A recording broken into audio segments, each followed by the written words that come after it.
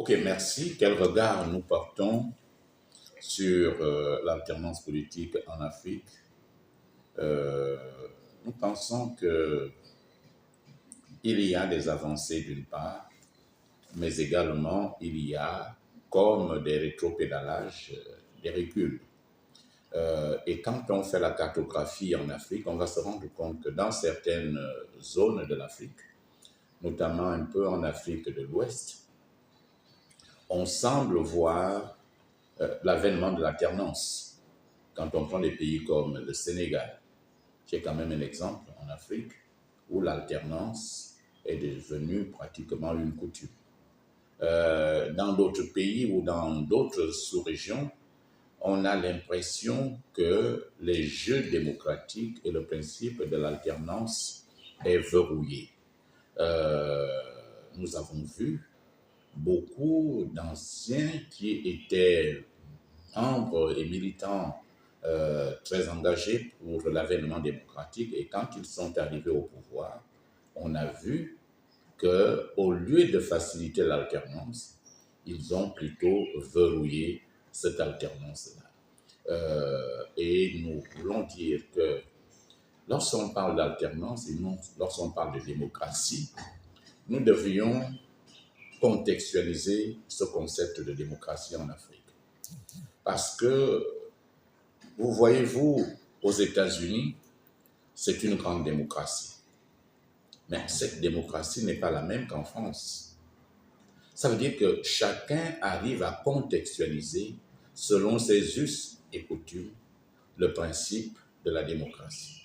Or, chez nous, nous avons voulu faire du copier-coller de la démocratie athénienne et la plaquer chez nous, sans tenir compte de ce que nous sommes. Et je crois que c'est à ce niveau-là que le principe d'alternance coince, parce qu'on n'a pas su adapter la démocratie à ce que nous sommes réellement. Il est important que nous arrivions à cela. Vous voyez, la démocratie en France, ce n'est pas la même qu'en Allemagne. La démocratie en Allemagne, ce n'est pas la même qu'en Italie ou en Espagne. Donc, chaque pays se devrait d'adapter ce concept démocratique selon ses us et coutumes. Et quand on regarde un peu en arrière, vous voyez beaucoup, on a vu le problème de ce fameux troisième mandat dans beaucoup de pays africains. Pourquoi? Parce que les gens estiment qu'ils doivent rester là. Ils ont commencé un travail, il faut qu'ils continuent, même si les principes, les normes constitutionnelles l'excluent. Beaucoup sont allés vite aller modifier la Constitution pour trouver des raisons de s'enraciner et de fait d'empêcher l'alternance au sommet de l'État. Donc aujourd'hui, nous sommes dans un état de tâtonnement où on fait un pas en avant, deux pas en arrière, un pas en avant et deux pas en arrière. Et même si on parle du Sénégal aujourd'hui comme un modèle, mais nous avons vu des tentatives de verrouillage, d'alternance au Sénégal à certains moments. Donc, mais le peuple sénégalais est déjà suffisamment mûr politiquement, de sorte que les institutions ont joué le jeu, non pas le jeu de ceux qui sont au pouvoir ou de ceux qui sont, ils ont dit le principe de droit. Et c'est grâce à cela que, par exemple, le Sénégal a su s'en sortir tout dernièrement. Voilà.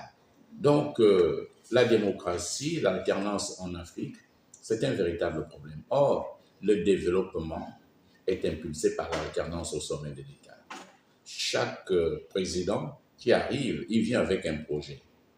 Et quand il part, il ne laisse pas le pays à l'état où il a trouvé. Il a fait quelque chose. Et celui qui arrive espère faire mieux que l'autre.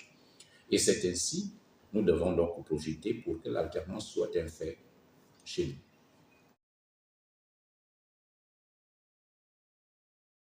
Ok, merci. Nous sommes au Gabon. Vous parlez du magistère du président de la transition. Comment est-ce que nous envisageons l'issue de cette transition?